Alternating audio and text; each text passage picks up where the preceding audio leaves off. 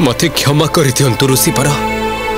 मोर अधा ध्यान भोजन उपरे एवं अधा ध्यान लक्ष्य उपरे थिला।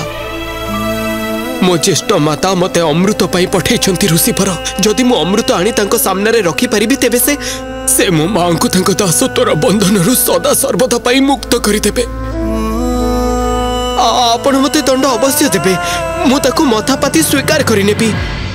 परंतु आपण को एतिके बिनती मते कोनोसी एमिति अभिशाप देबे नहीं जेउथि पाई मो मां को मुक्ति रे विलंब होई छिबो।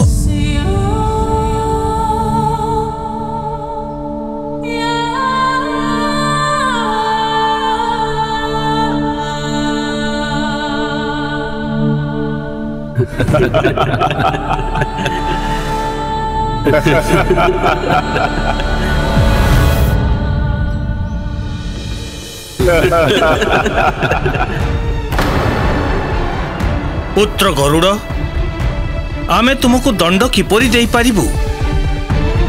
तुमे तो स्वयं निजको एते कठिन दंड दौछ।